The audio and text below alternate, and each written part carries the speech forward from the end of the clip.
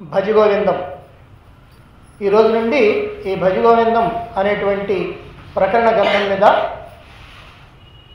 మనం చెప్పుకోబోతున్నాం. భజగోవిందం అనేటువంటిది ఒక అద్భుతమైనటువంటి వేదాంత ప్రకరణ గ్రంథం. ఈ లోకంలో ప్రతి మానవుడి యొక్క జీవిత పరమార్థం, పరమ లక్ష్యం మోక్షం. అంటే మోక్షాన్ని పొందటం కోసమే ఈ లోకంలోకి మానవ దేహాన్ని తీసుకొని మనం వస్తున్నాం. ప్రతి వ్యక్తికి కూడా జీవిత లక్ష్యాలు వేరువేరుగా ఉంటాయి. ఒక్కొక్కరికి ఒక్కోటిగా ఉంటుంది. కొంతమందికి డిగ్రీ చేతికి రావటమే లక్ష్యం, కొంతమందికి మంచి ఉద్యోగం రావటం లక్ష్యం, కొంతమందికి మంచి భార్య లేదా మంచి భర్త రావటం వాళ్ళ యొక్క లక్ష్యం, కొంతమందికి ప్రభుత్వ ఉద్యోగం రావటం లక్ష్యం, కొంతమందికి మంత్రి కావటం లక్ష్యం, కొంతమందికి కలెక్టర్ కావటం లక్ష్యం, కొంతమందికి గవర్నర్ కావటం లక్ష్యం. ఇలా ఒక్కొక్కరికి ఒక్కొక్క లక్ష్యం ఉంటుంది. అయితే ఈ లక్ష్యాలన్నీ కూడా కొంతకాలం అయ్యేటప్పటికి మారిపోతూ ఉంటాయి. డిగ్రీని పొందాలని లక్ష్యంగా పెట్టుకున్నటువంటి వాడు డిగ్రీ వచ్చిన తర్వాత ఉద్యోగం కావాలంటాడు. ఉద్యోగం కావాలని లక్ష్యం పెట్టుకున్నటువంటి వాడు ఉద్యోగం వచ్చిన తర్వాత పెళ్లి చేసుకోవాలనుకుంటాడు. మరి ఒక చిన్న వ్యాపారం చేసేటువంటి వాడు నేను మంచి పెద్ద వ్యాపారం చేయాలనుకుంటే ఆ వ్యాపారం చేసిన తర్వాత నేను ఒక పరిశ్రమ స్థాపించాలనుకుంటాడు. అంటే ఈ ప్రకారంగా లక్ష్యాలు మారిపోతూ ఉంటాయి. ఒక ఎమ్మెల్యే అయినటువంటి వాడు అప్పటిదాకా ఎమ్మెల్యే కావడం లక్ష్యం, కానీ మంత్రి కావాలనుకుంటాడు. మంత్రి అయినటువంటి వాడు ముఖ్యమంత్రి కావాలనుకుంటాడు. అంటే ఇలాగ లక్ష్యాలన్నీ కూడా మారిపోతూ ఉంటాయి. అయితే మనందరి యొక్క మానవులందరి యొక్క పరమలక్ష్యమైనటువంటి మోక్షం ఉండే అది ఎప్పటికీ మారేది కాదు.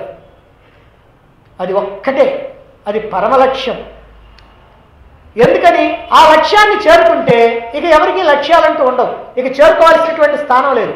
ఏ స్థానాన్ని చేరుకుంటే ఇక చేరుకోవాల్సినటువంటి స్థానం లేదో అదే మోక్షం. ఇక కాబట్టి ఆ స్థానాన్ని కనుక చేరుకుంటే ఇక ఎక్కడికి చేరుకోవాల్సినటువంటి అవసరం లేదు. కనుక ఎన్ని జన్మలు ఎత్తినా మానవుడి యొక్క పరమలక్ష్యం మోక్షమే. అయితే అటువంటి పరమలక్ష్యమైనటువంటి మోక్షం అంటే ఏమిటి? ఏమీ లేదు, నేను ఆత్మను అని తెలుసుకొని అటువంటి ఆనంద స్వరూప ఆత్మగా అనుభవపూర్వకంగా అలా ఉండిపోవటమే మోక్షం. ఇప్పుడు మనం జీవుడుగా ఉన్నాం, ఒక వ్యక్తిగా ఉన్నాం. అలా ఉండేటప్పటికల్లా మనకు కొన్ని అవసరాలు లేదా కొన్ని భోగాలు మనకు కావాల్సి వచ్చినాయి. కానీ మనం వ్యక్తిగా జీవుడిగా కాకుండా మన యథార్థ స్వరూపం ఏమిటని తెలుసుకొని, మన యథార్థ స్వరూపం ఆత్మ, అదే పరమాత్మ అని తెలుసుకొని ఆ పరమాత్మగా అలా అనుభవపూర్వకంగా ఉండిపోతే అది మోక్షం, అది శాశ్వత ఆనందం. అయితే అటువంటి మోక్షాన్ని కనుక పొందాలి అని అంటే మరి నేను ఆత్మను తెలుసుకోవాలి కదా. మరి ఆత్మను తెలుసుకోవటం ఎలా? ఆత్మను తెలుసుకోవటాన్నే ఆత్మజ్ఞానం అంటారు. ఈ ఆత్మజ్ఞానాన్ని మనకి ప్రసాదించేటువంటి వాటిని ఉపనిషత్తులు అంటారు. అంటే వేదాలకు అంతంలో ఉన్నటువంటి ఉపనిషత్తులు ఏవైతే ఉన్నాయో అవి మన యొక్క యథార్థ తత్వాన్ని, పరమాత్మ తత్వాన్ని మనకి తెలియజేస్తూ ఉంటాయి. ఈ ఉపనిషత్తులు మనకి ఆత్మజ్ఞానాన్ని అందించేటువంటి మాట నిజమే, కానీ ఇవి అంత తేలిగ్గా అర్థమయ్యేటువంటివి కావు. ఎందుకనంటే గూఢమైనటువంటి అర్థాలతోటి, అతి రహస్యమైనటువంటి అనేకమైన జ్ఞాన విషయాలతోటి ఇవన్నీ కూడా ఉంటాయి. ఒక్కొక్క మాట అనేకమైనటువంటి అర్థాలను మనకి తెలియజెబుతూ ఉంటుంది. అందువల్ల వీటిని కనుక అర్థం చేసుకోవాలంటే మనంతరం మనం అర్థం చేసుకోవడానికి వీలు లేదు. అందువల్ల ఒక సద్గురువుని ఆశ్రయించి అన్ని అర్హతల్ని మనం సంపాదించి అప్పుడు శ్రవణం చేసినట్లయితే మనకి విషయం అర్థమవుద్ది. ఆ తర్వాత శ్రవణం చేసి మననం చేసుకోవాలి, ఆ విన్న విషయాన్ని గట్టి చేసుకోవటం కోసం. అయినప్పటికీ కూడా ఇంత కష్టపడ్డా ఈ ఉపనిషత్తులు చాలా కష్టసాధ్యమైనటువంటివే. ఇది చాలా పరిపక్వమైనటువంటి సాధకులకే బాగా అర్థమవుతాయి, కానీ ఓ సామాన్యులకి మాత్రం అది అంత తేలిగ్గా అర్థమయ్యేటువంటిది కాదు. అందువల్ల ఈ ఉపనిషత్తుల సారమైనటువంటి భగవద్గీత, ఉపనిషత్తుల యొక్క సారాన్ని భగవద్గీతగా మనకి భగవానుడు అందించడం జరిగింది. అందువల్ల ముందుగా దాన్ని అర్థం చేసుకున్నట్లయితే ఆ తర్వాత ఉపనిషత్తులను అర్థం చేసుకోవటం తేలికవుతుంది. కానీ భగవద్గీతను అర్థం చేసుకోవటం మాత్రం అంత తేలికైనటువంటి విషయమా? 701 శ్లోకంతో కూడుకున్నటువంటి భగవద్గీతని, ఆ శ్లోకాల యొక్క ఆంతర్యాన్ని, రహస్యాన్ని, ఏ ఉద్దేశంతో వ్యాసుడు మనకి ఆ శ్లోకాలని అందించాడో ఆ ఉద్దేశాన్ని మనం తెలుసుకోవాలంటే అది కూడా చాలా కష్టమైనటువంటిది. అందుకే ఈ భగవద్గీత జ్ఞానాన్ని మనం చక్కగా అర్థం చేసుకోవటానికి వీలుగా ఎంతమందో మహాత్ములైనటువంటి వాళ్ళు వేదాంత ప్రకరణ గ్రంథాలని, కొన్ని ప్రకరణ గ్రంథాలను రచించి వాటి ద్వారా ఈ వేదాంత జ్ఞానాన్ని, అంటే ఉపనిషత్తుల యొక్క జ్ఞానాన్ని సాధకులకి, శిష్యులకి అర్థమయ్యేటట్టుగా మనకి సహాయపడుతూ ఉన్నారు. అలాంటి వేదాంత ప్రకరణ గ్రంథాల్లో శ్రీ శంకర భగవత్పాదులు ప్రసాదించినటువంటి ఈ భజగోవిందం అత్యద్భుతమైనటువంటి గ్రంథం అని చెప్పవచ్చు. ఎందుకనండి దీన్ని అత్యద్భుతమైనటువంటి గ్రంథం అంటున్నారు అంటే, మోక్షాన్ని పొందటానికి నేను ఆత్మను అని తెలుసుకునే ఆత్మజ్ఞానం కావాలి. అలాగే ఆ ఆత్మజ్ఞానం అంటే నేను ఆత్మను అనేటువంటి జ్ఞానం మనకి అనుభవంలోకి రావాలంటే ప్రాపంచిక విషయాల పట్ల వైరాగ్యం ఉండాలి. అంటే ఆత్మజ్ఞానం కావాలి. ఆ ఆత్మజ్ఞానాన్ని అవగాహన చేసుకోవటానికి మనలో వైరాగ్యం కూడా ఉండాలి.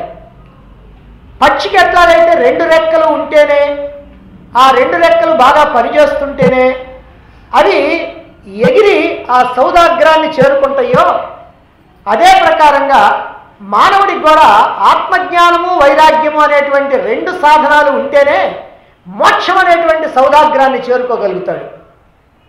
కానీ ఒక్క రెక్కుంటే పక్షి ఎట్టయితే ఎగరలేదో, ఏ ఆత్మజ్ఞానమో వైరాగ్యమో ఏదో ఒకటి ఉంటే మాత్రం మానవుడు కూడా ఆ మోక్ష సౌదాగ్రాన్ని చేరలేడు.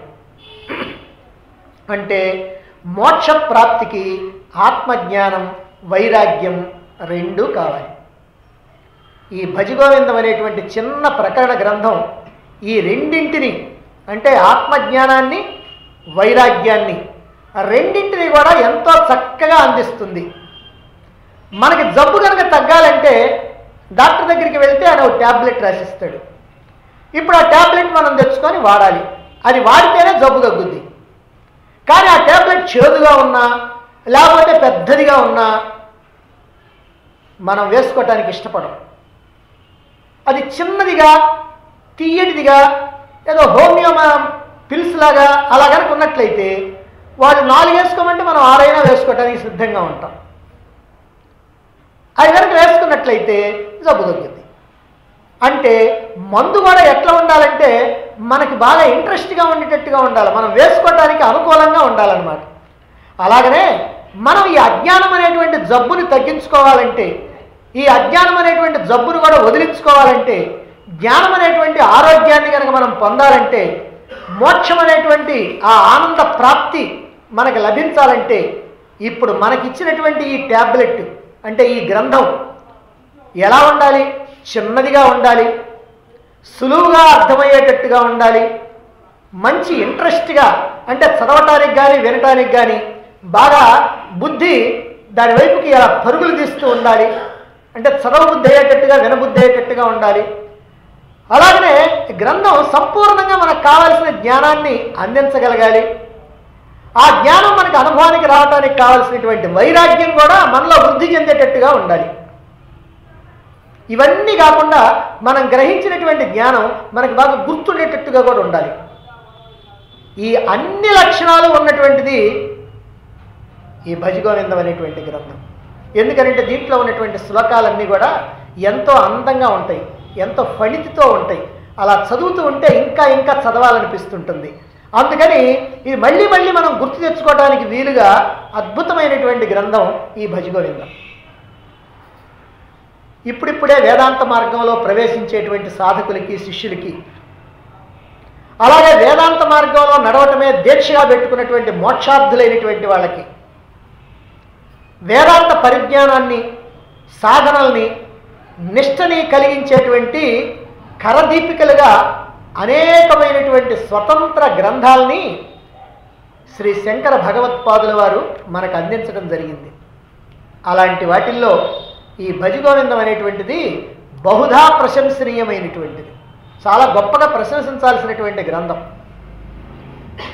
ఎందుకని? ఇందులో వేదాంత విశ్లేషణ, వైరాగ్య బోధ రెండు కూడా ఒకదానితో ఒకటి పోటీ పడతా ఉన్నాయి. అటు వైరాగ్యం, ఇటు ఆత్మజ్ఞానం రెండు కూడా ఒకదానితో ఒకటి పోటీ పడుతూ ఉన్నాయి ఇందులో.